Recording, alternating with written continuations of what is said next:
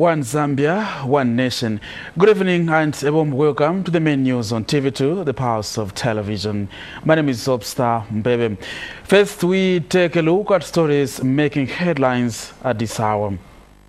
Togolese President for Nyasimbi is impressed with President Edgar Lungu's industrialization vision for Zambia.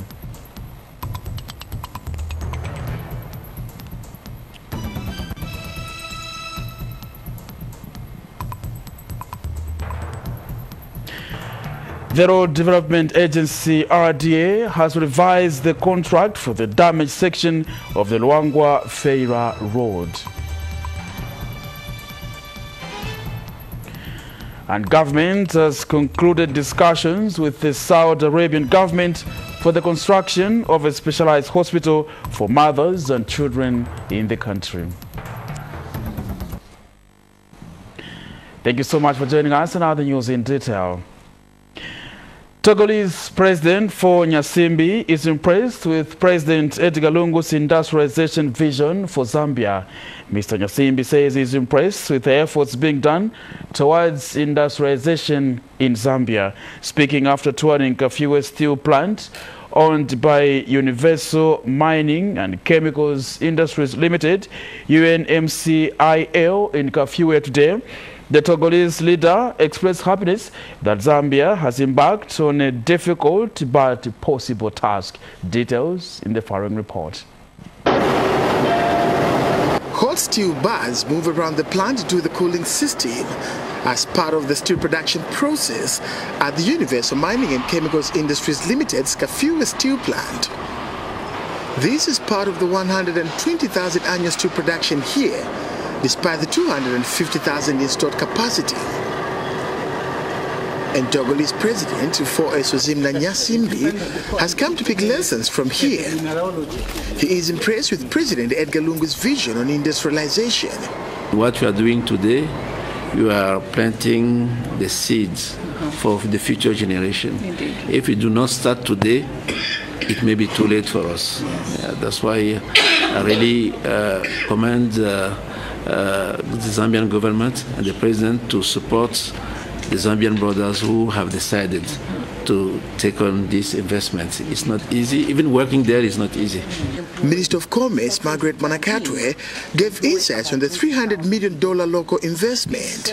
Looking at the region, it's exporting to 8 countries and also catering for the domestic industry. It is producing steel, and government is supporting this industry very much because we have huge iron ore deposits in Zambia. It's looking at value addition very much and job creation. The subsidiary of Trade Kings Group is currently producing steel from scrap metal, but will soon switch to iron ore from its mine with 1 billion ton deposits. This will increase its employment base from 1,000 to 8,000 in 2019 as part of the 20,000 jobs the steel industry here will create. The reason of 20,000 is not only because of the steel plant. The steel plant will have about 6,000 to 8,000, but because of the economic zone, we'll create a clustering where we invite different companies to use the steel we'll be producing. We want to be the hub of manufacturing engineering product in the country and also in the region. For the Togolese president, this plant has provided lessons to be replicated on the mine co-owned with Ghana.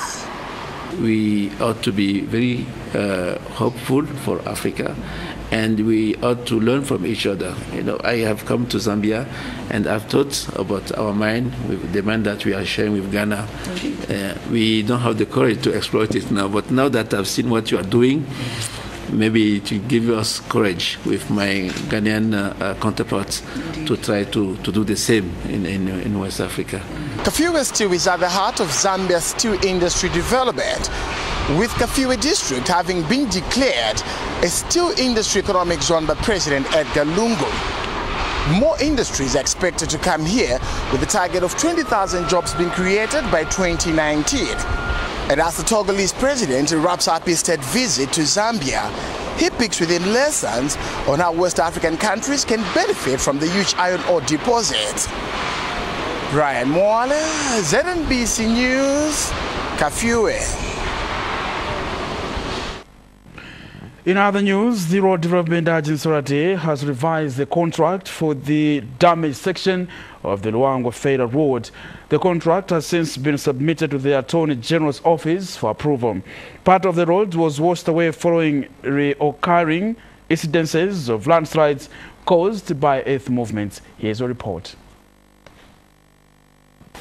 The view taken above the troubled mountain may be awe-inspiring, but it is the ugly cracks deep within it and the heavy chunks that had crashed into the road that had commanded a high-profile delegation's attention recently after another landslide hit the Luangwa-Feira Road, forcing the contractor to step back and consider his options in view of the fact that the rockfalls had occurred 3 times in a space of a few months around the same spot.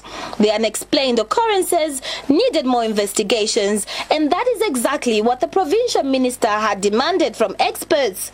If we were to delay, this may cause even some lives to be lost, because you can see that crack is a sign of weakness, and the pressure is still going down. From the engineers, they are saying that the pressure is still going down, and it is possible that whilst somebody is using a detour, this place can just move and some people can die. Now, Housing and Infrastructure Development Minister Ronald Chitotela says measures have been made to ensure that a solution is found to the natural eventuality. We have engaged in our colleagues from the geological side and the engineering institution of Zambia to do a proper survey so that we can come up with drawings and diagrams which then we need to divert the road, middle cut in between the mountains, so that in an event there is a movement, we should cut in between the mountain and then we should put the rock falls so that to prevent the mountain from moving. And I think I was reading from the TRDA has even drafted a contract which I was submitted to the Office of Attorney General, which we are waiting for him to approve. As soon as that is approved, we are expecting the contractor to speed up the works. Mr. Chitotela says the new intervention may cost government, but the safety of people and the insurance that an economically viable road is safe for use is more important. China gave us an initial contract at the sum of 9.6 million cost, and as government we have paid in 7 million, so we are just owing 2.6 million. We hope after the revision, because of the variation in terms of works, the price may go up, the price adjustment may go up, but he's equal to task and he's ready to do the work. So we hope that during this dry period, we should be able to come up with a sustainable answer that will see the road being built permanently, connecting Lusaka to Luangwa. After the paperwork is completed, the Road Development Agency and the contractor will officially act on the revised plan for the damaged part of the road. Penelope Sikazwe, TV2 News, Lusaka. Minister of Transport and Communications Brian Mshimba says government wants Zambia to be a regional hub for investment and trade.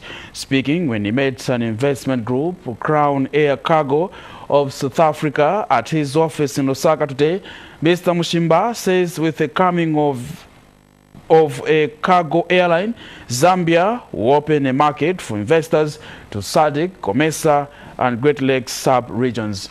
And Crown Air Cargo Zambia Chief Executive Officer Douglas Berry says the company will start with an initial investment of $500 million United States dollars.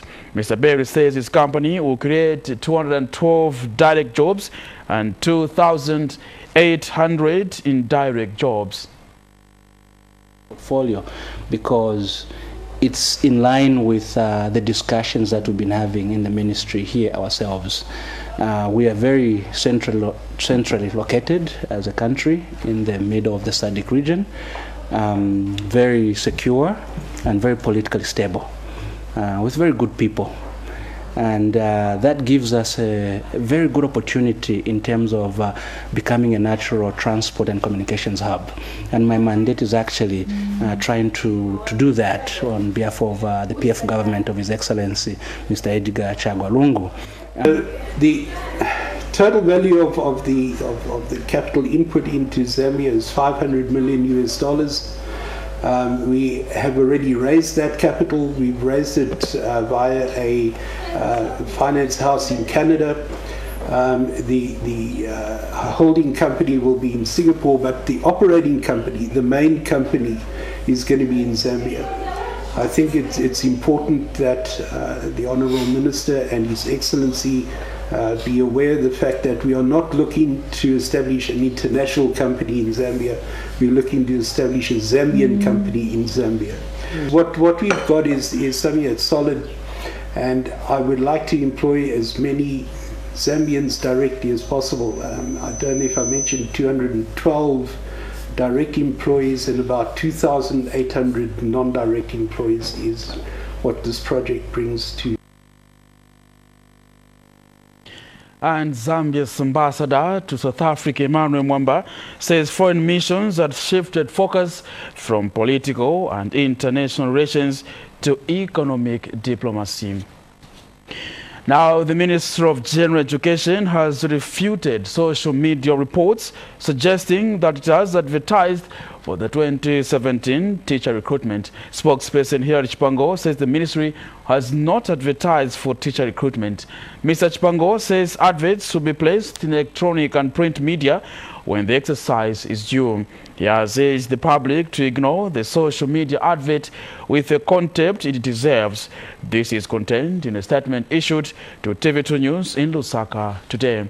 You are still watching the main news on TV2, the powers of television. We go for our first set of commercials, and still to come in the news, Mandevu MP puts a smile on a mother of triplets, and President Lungu mourns Salome Kapwepwe. These and more stories coming up after the break. Don't go away.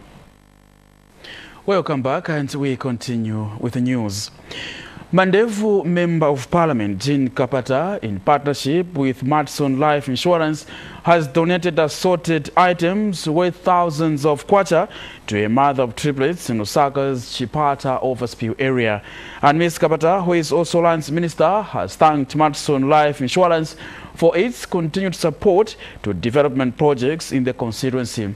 Ms. Kapata says it is gratifying that the company has come to the aid of Mutale Matoka, who is now a mother of 4 children after one of the triplets passed away.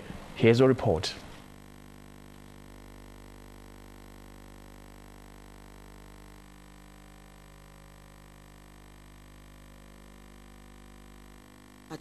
Has come to visit Mutale Matoka, who recently delivered triplets on January 14th, 2017.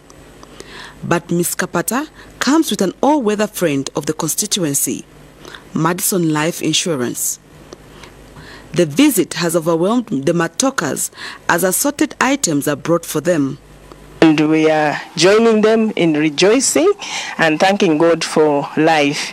You realize that a human being is always special, and whenever God blesses us, we should rejoice despite the challenges that are faced.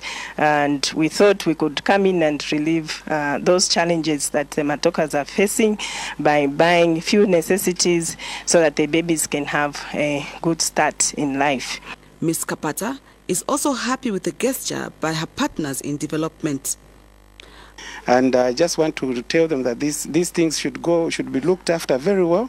Keep the babies warm. This year looks like we are going to have a very, very cold season. And please make sure that these children are not even taken outside. Let them be kept inside. The people have provided warm clothes for the children, and even the baths for bathing them. Make sure you bath them within the house.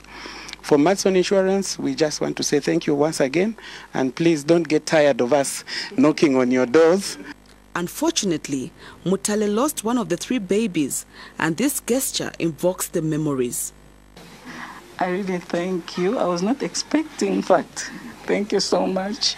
Thank you. You're welcome. such a wonderful gift. We really appreciate you, Madam, for the job well done.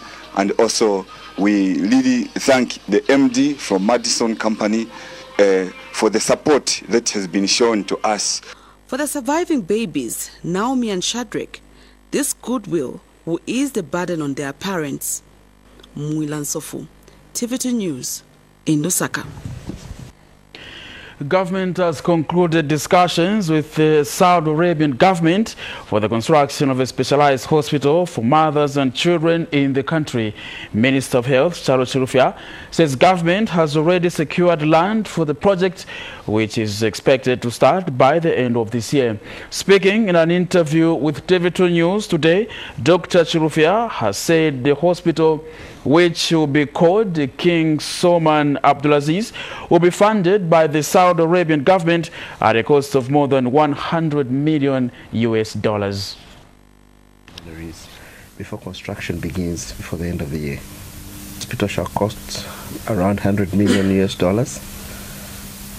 and shall be a specialist hospital. It shall be comprehensively equipped to provide for comprehensive reproductive, mother and newborn health services. Scored progress in reproductive and child health services. However, we are not going to relax. We want to ensure that we reduce maternal mortality to the barest minimum. No woman should die while trying to give birth.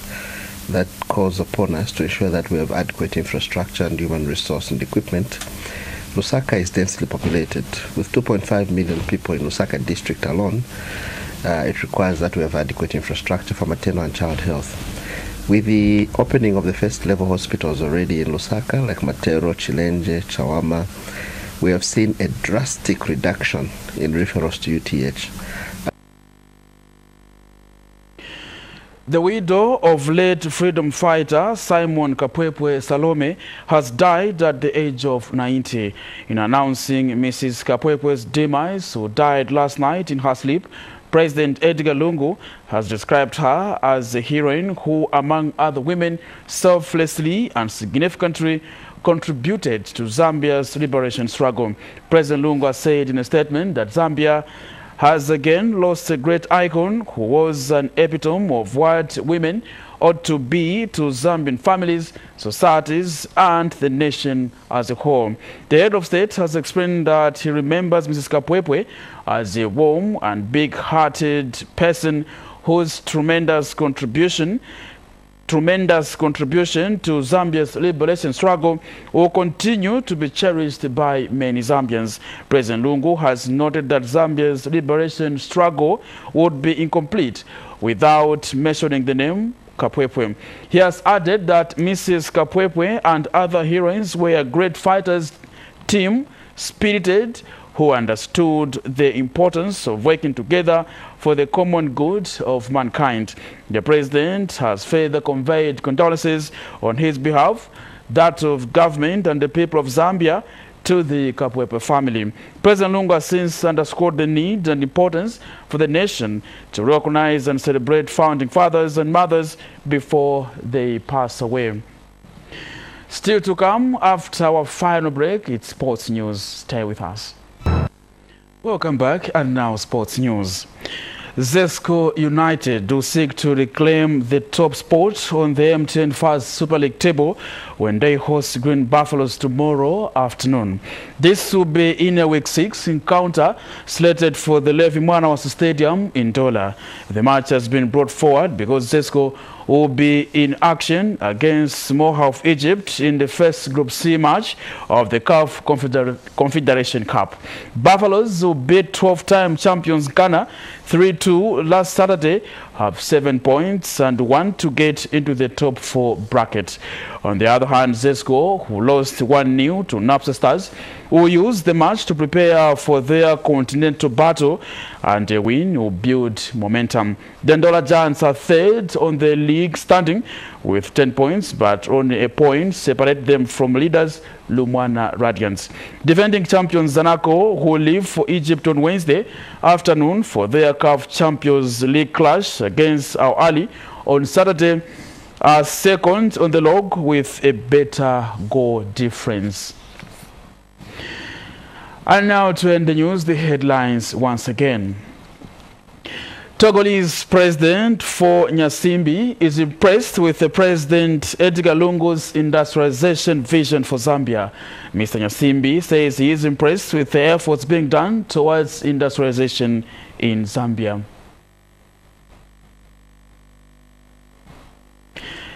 The Road Development Agency, RDA, has revised the contract for the damaged section of the Luangwa Federal Road. The contract has since been submitted to the Attorney General's office for approval.